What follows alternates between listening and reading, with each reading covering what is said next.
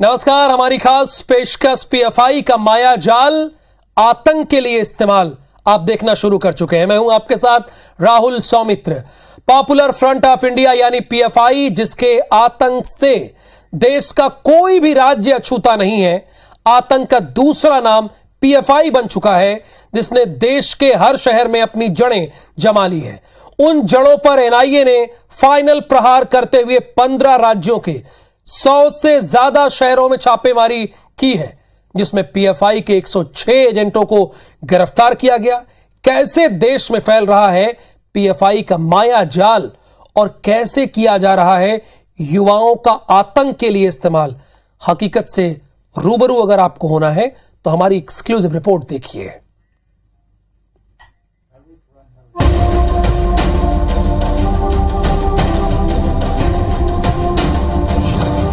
Popular front of India यानी PFI एक ऐसा संगठन जो देश में आतंक का नया नाम बन चुका है। पीएफआई पर बीते सालों में आतंक की कई घटनाओं में शामिल होने के आरोप लगते रहे हैं। दिल्ली के शाहीन बाग से लेकर मध्य प्रदेश के खरगोन दंगों, उदयपुर में टेलर का सर कलम करने और पटना में पीएम मोदी की सभा के पहले धमाके तक में पीएफआई का कनेक्शन सामने आया है। मध्य प्रदेश गृह विभाग की रिपोर्ट के मुताबिक मध्य प्रदेश में साल 2015 से लेकर 2022 तक 229 दंगे हुए हैं। इन दंगों में पीएफआई की भूमिका को लेकर भी जांच एजेंसियां पड़ताल में जुटी हैं। इंटेलिजेंस एजेंसियों का दावा है कि पीएफआई मध्य प्रदेश के तकरीबन हर दंगे में शामिल रहा है।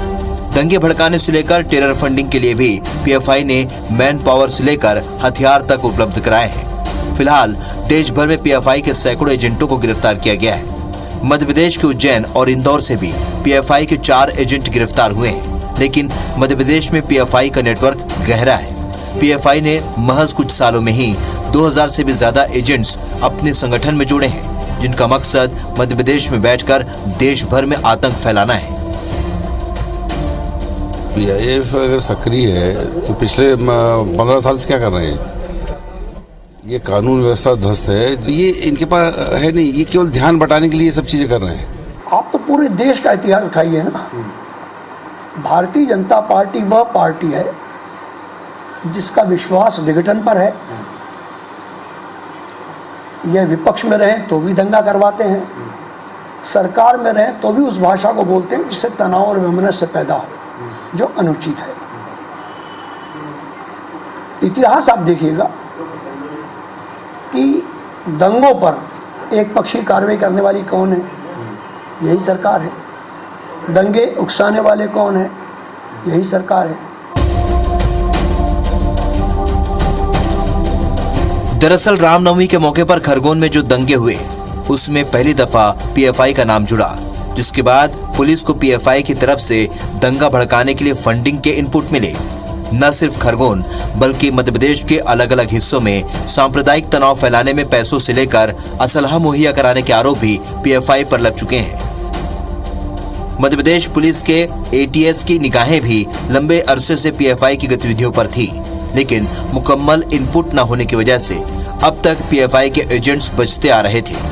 खबर तो ये भी मिली कि पीएफआई आतंक का मास्टर प्लान तैयार कर रहा था। बीजेपी और संघ के बड़े नेता पीएफआई के टारगेट पर थे। केंद्रीय मंत्री और मध्य प्रदेश के मंत्री भी पीएफआई के निशाने पर थे। मामूली घटनाओं को मजहबी रंग देने के लिए सोशल मीडिया पर कैंपेन चलाते थे। 16 से लेकर 21 साल के युवाओं का ब्रेन वॉश कर जिहादी ट्रेनिंग देने की तैयारी थी, जिस पर मध्य प्रदेश के कैबिनेट मंत्री भूपेंद्र सिंह ने दावा किया है कि सिमी के बाद पीएफआई भारत को इस्लामिक स्टेट बनाने की कोशिश में थे। जांच में पीएफआई का रोड मैप सामने आया है। पीएफआई पहले ही एजेंसियों से बचने के लिए कई विंग लॉन्च कर चुका है। इन संगठनों को सरकारी एजेंसी पर प्रतिबंध से बचने और आतंक का एजेंडा फैलाने के लिए तैयार किया गया है, जिनमें social democratic party of India, campus front of India, राष्ट्रीय महिला मोर्चा, अखिल भारतीय इमाम परिषद, अखिल Bharatiya Kanooni Parishad, rehab India foundation, national confederation of human right organization, social democratic trade union, HRDF जैसे संगठन शामिल हैं। कुछ ताकतें ऐसी हैं जो इस बात का सपना देख रही है, जो भारत को इस्लामिक देश बनाना चाहती है। ऐसी ताकतें उनमें पीएफआई भी शामिल है, जो हमारे देश के बच्चे हैं, विशेष रूप से हमारे जो मुस्लिम समाज के बच्चे हैं, उनको टारगेट करके आतंकवादी गतिविधियों में, देश विरोधी गतिविधियों में शामिल करने का प्रयास कर रहे हैं। दरअसल जब इंटेलिजेंस और सुरक्षा एजेंसियों ने पीएफआई का नेटवर्क खंगालने के लिए 20 राज्यों और 100 से ज्यादा शहरों में इनका सर्विलांस शुरू किया, तो पता चला कि इनका नेटवर्क पूरे देश में फैल चुका है। साथ ही पीएफआई के सिमी से जुड़े होने के भी कई प्रमाण सामने आए हैं। इनपुट के मुताबिक पीएफआई को खाड़ी देशों के अलावा देश के कई बड़े मुस्लिम कारोबारियों से भी चंदा मिल रहा था। नवीन कुमार सिंह, IBC 24 भोपाल।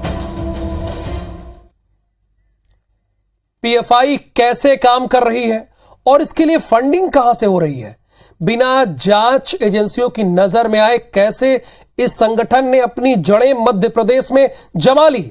सबसे बड़ा सवाल तो यह भी पैदा होता है कि क्या भारत में ही रहकर भारत के टुकड़े करने की साजिश रचने वालों को बाहर से मदद मिल रही है। इन सारे सवालों का जवाब आपको इस रिपोर्ट में मिलेगा। कि ईडी और एनआईए की जांच में जो अभी तक सामने आया है, उसमें निकलकर जो तथ्य सामने आए हैं, उसमें इन्होंने कई छोटे छोटे बैंक खाते लाख 2 लाख की संख्या में खोल कर रखे हुए हैं। जो आता है पैसा वो फैमिली मेंबर के नाम पर पैसा आता है और उसको फिर ये अपने संगठन के नाम में उपयोग करते हैं। देखने वाली बात ये होगी कि कैसे इनके जो नेटवर्क है या इनकी मनी लॉन्ड्रिंग है या फंडिंग की बात है, ये कैसे एनआईए और ईडी ध्वस्त कर दी है।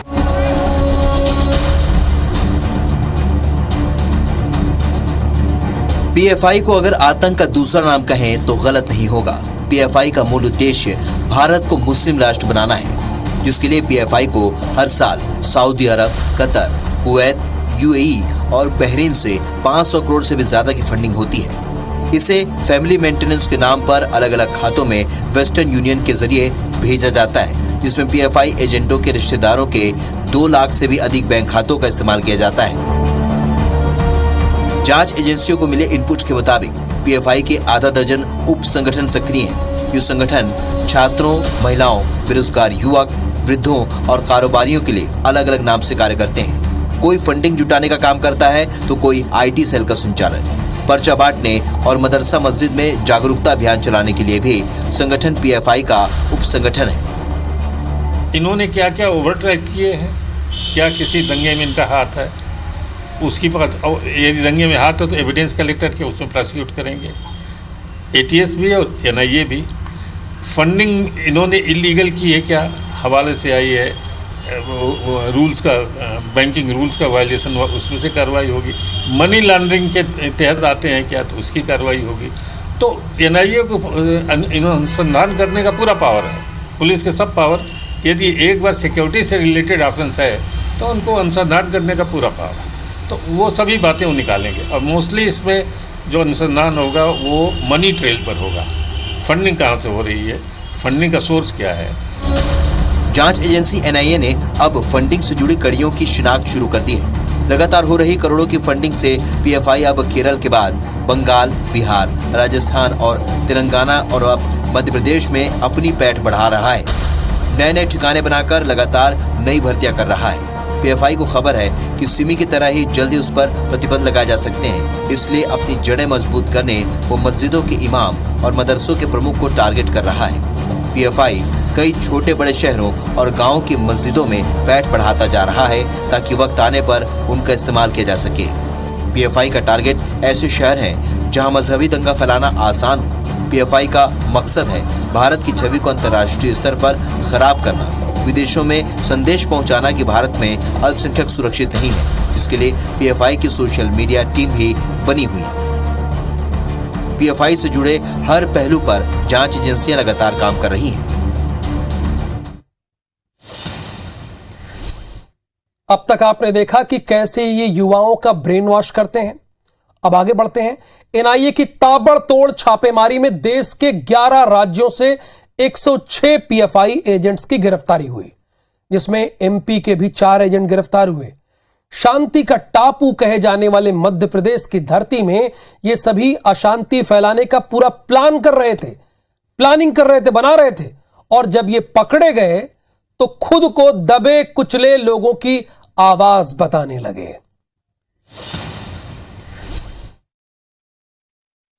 नेशनल इन्वेस्टिगेशन एजेंसी एनआईए और ईडी ने करीब 11 राज्यों में छापेमारी कर पीएफआई के कथित जो आतंकी संगठन है उसके 106 लोगों को गिरफ्तार किया है। मध्य प्रदेश की बात करें तो मध्य प्रदेश में एटीएस इस पूरे मामले की तहकीकात कर रही है। एटीएस ने मध्य प्रदेश से करीब 4 लोगों को गिरफ्तार किया है। इनमें से 3 इंदौर से गिरफ्तार हुए हैं और 1 उज्जैन से गिरफ्तार हुआ है। एटीएस इस पूरे मामले की तहकीकात कर रही है। आगे चलकर ये पूरा मामला एनआईए ही को जाएगा और एनआईए ही इस पूरे मामले की तहकीकात करेगी।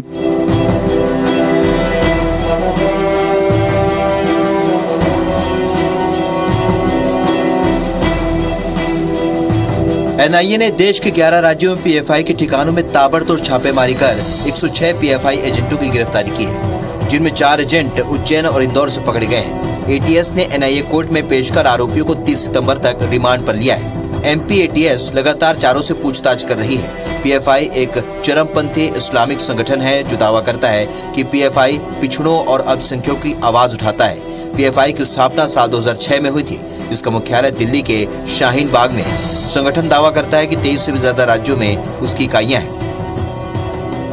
एनआईए जांच एजेंसी के मुताबिक पीएफआई केरल से संचालित होने वाला एक कट्टर इस्लामिक संगठन है। पीएफआई में कितने सदस्य हैं इसकी जानकारी संगठन में किसी को नहीं है। शुरुआत में पीएफआई का हेडक्वार्टर केरल के कोझिकोड में था, लेकिन बाद में इसे दिल्ली शिफ्ट कर लिया गया, जिसके अध्यक्ष ओएमए सलाम और ईएम अब्दुल रहमान उपाध्यक्ष हैं।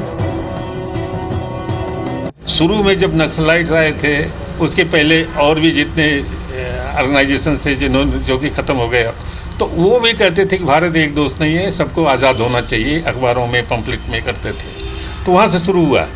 वो फिर अखबारों में देते थे, उनके अखबार निकलने लगे, उनके एनजीओज बनने लगे। तो भारत को कैसे वल्कनाइज मतलब टुकड़े टुकड़े किया करना है, ये शुरुआत हुई थी। तो ये नया नहीं है कि ये सब, अब तो आपकी एजेंसीज गवर्नमेंट बड़ी पावरफुल हो गई है। पहले तो एनआईए नहीं थी, सबको मालूम नहीं था, इंटेलिजेंस के इतने साधन नहीं थे।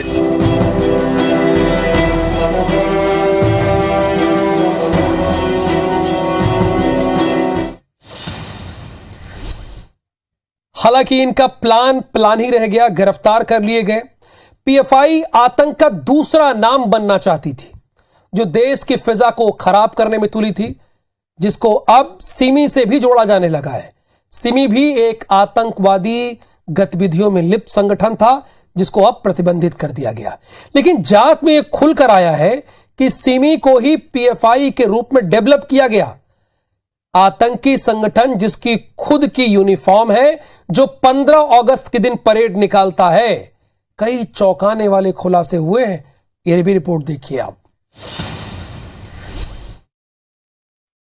जैसे टुकड़े टुकड़े गैंग इनकी सबसे बड़ा संगठन है, जो दंगा भड़काने और बाकी उपद्रव फैलाने के लिए काम करता है। ऐसे ही करीब ऐसे 200 संगठन हैं जो इनके साथ जुड़े हुए हैं और काम करते हैं। मध्य प्रदेश की बात करें या एटीएस के सूत्रों की बात करें तो मध्य प्रदेश में करीब 25 जिलों में इन्होंने अपना नेटवर्क खड़ा कर चुके हैं और अपने संगठन को मूर्त रूप दे रहे हैं।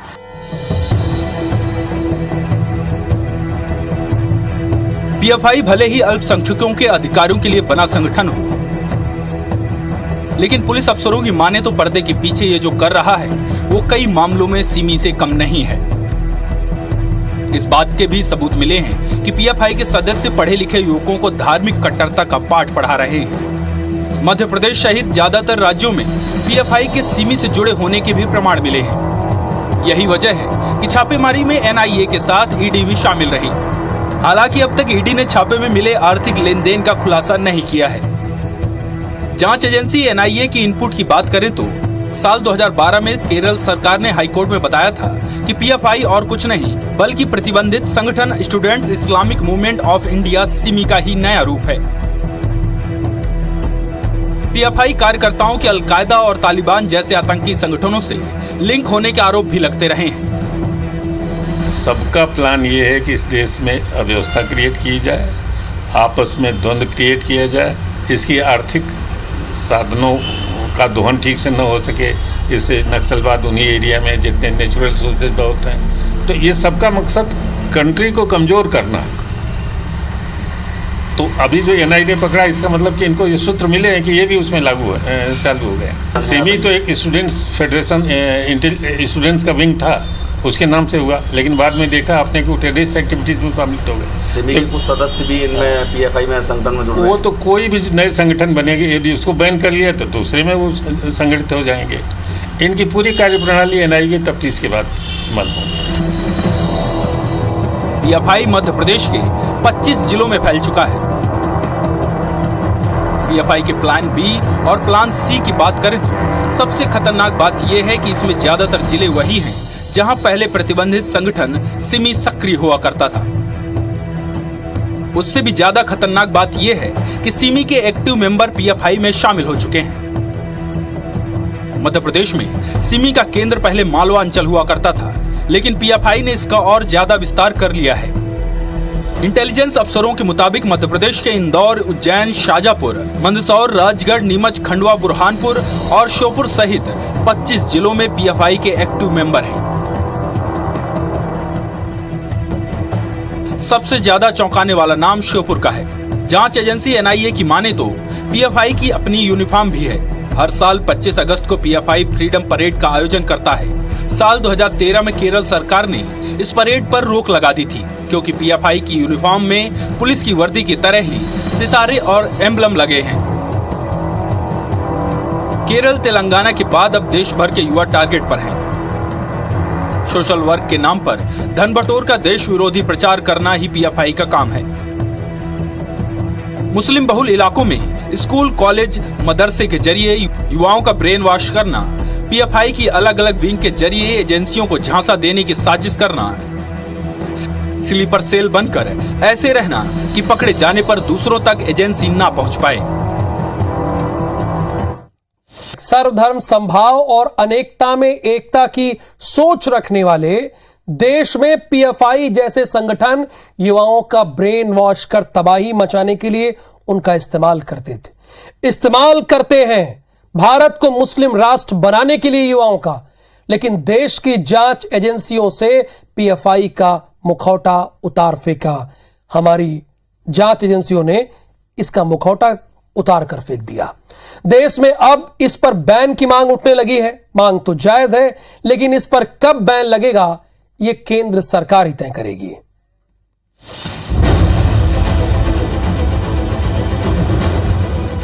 सामाजिक संगठन का चोला ओढ़कर देश विरोधी गतिविधियों को अंजाम दे रहे PFI का मुखौटा अब उतर चुका है।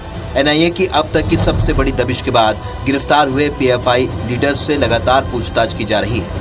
मध्य प्रदेश के इंदौर और उज्जैन से गिरफ्तार हुए PFI के आकाओं को रिमांड पर लेकर पूछताछ की जा रही है। NIA ने इंदौर से PFI के प्रदेश अध्यक्ष अब्दुल करीम बेकरीवाला, महासचिव अब्दुल खालिद, प्रदेश कोषाध्यक्ष मोहम्मद जावेद और उज्जैन से प्रदेश सचिव जमील शेख को गिरफ्तार किया है। मालवा निमाड़ क्षेत्र में PFI की अनैतिक गतिविधियां पिछले कई सालों से चल रही थी, जिस पर सुरक्षा एजेंसियों की भी नजर थी। लेकिन इंदौर में PFI का सबसे पहले नाम 1 साल पुराने चूड़ीवाला कांड में निकलकर सामने आया था, जब PFI के इशारे पर थाने का घेराव किया गया था। इसके बाद PFI के लीडर्स के खिलाफ रासुका तक की कार्रवाई की गई। जब इंदौर में 1 साल पहले चूड़ी वाली घटना हुई थी, और ऑफकोर्स ये बात सही है कि वो घटना नहीं होनी चाहिए थी, गलत थी, किंतु उस पर जो रिएक्शन आए थे सेंट्रल कोतवाली थाने पे, कुछ ही मिनटों में बहुत सारे युवा लड़के इकट्ठे हो गए एक वर्ग विशेष के, और जिस प्रकार से माहौल क्रिएट करने का प्रयास किया वो चिंताजनक था। उस पर वहाँ पर PFI और SDPI के पदाधिकारी देखने में आए, वो लोग थे वहाँ पर लीड कर रहे थे उनको। उसके बाद फिर हम लोगों ने सख्त कार्रवाई की थी और उस जिला बदर पेश हुए थे, हमारे यहाँ पेशी चली थी। अभी रिसेंटली पुलिस कमिश्नर सर ने उसमें से एक अब्दुल रऊफ उसका जिला बदर भी किया है। एक जैद पठान का रासुका हम लोग के द्वारा किया गया है अभी, और कहीं ना कहीं हम लोगों ने उस समय से दबाव बना दिया था क्रश करने का इन लोगों को। शिकंजा कसने की जरूरत है। इस तरह के संगठन जो शांति भंग करने की कोशिश करें, जिन पर शांति भंग करने का शक जाता हो, उन पर कार्रवाई होनी चाहिए। और केंद्र सरकार ने हिंदुस्तान के कई स्थानों पर उन पर दबिश दी है।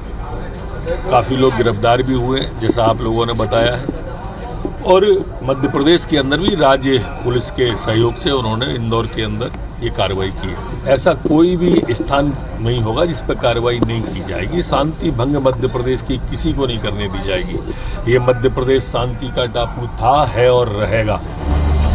पीएफआई केवल मालवा निमाड़ के कुछ जिलों तक नहीं बल्कि पूरे मध्य प्रदेश में अपना नेटवर्क धीरे धीरे जमा रहा था।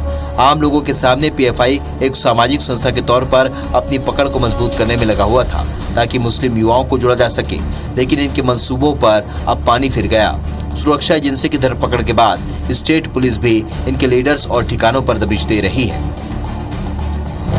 हालांकि पहले भी उत्तर प्रदेश के बाद मध्य प्रदेश में भी पीएफआई पर बैन लगाने की मांग उठती रही है। जहां झारखंड में पीएफआई पर बैन लगा हुआ है तो वहीं मध्य प्रदेश और केंद्र सरकार अभी भी सिर्फ पीएफआई पर बैन लगाने का सोच रही है। एनआईए की दबिश के बाद बैन की मांग ने जोर पकड़ लिया है। गिरफ्त में आए पीएफआई के सरगनाओं से लगातार पूछताछ चल रही है। अब देखना होगा कि पूछताछ में आगे क्या निकलकर सामने आता है और क्या नए खुलासे होते हैं। भोपाल से नवीन सिंह, सत्येंद्र सिंह भदौरिया के साथ इंदौर से दीपक यादव की रिपोर्ट। स्पेशल रिपोर्ट में हमने पीएफआई के काले कारनामों की एक एक हकीकत से आपको रूबरू कराया।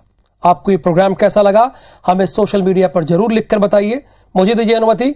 नमस्कार।